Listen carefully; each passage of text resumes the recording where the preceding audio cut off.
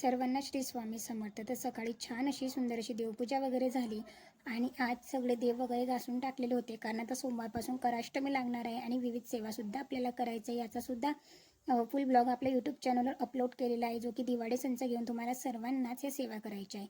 त्याच्यासाठी छान असे देव घासले आणि वस्त्र वगैरेसुद्धा चेंज करून घेतले आणि लगेचच दोघांचा चहा वगैरेसुद्धा केला.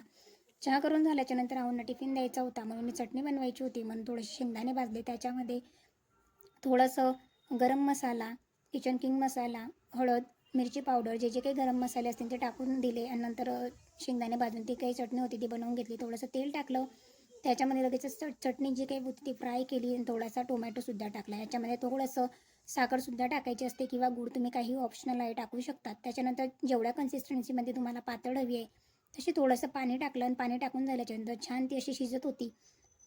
छान शिजून वगैरे झाले. इकडे साईडला माझ्या पोळ्यासुद्धा बनवून तयार झालेल्या होत्या, कारण पोळ्यासुद्धा इथे थंड होत होत्या, कारण टिफिन द्यायचा असतो म्हणून सर्व काही थंडगार करून देत असते. त्याच्यानंतर मीठ वगैरे टाकलं आणि थोड्या वेळासाठी झाकण वगैरे ठेवलं. त्याच्यानंतर ही चटणी ना खूप टेस्टी होते.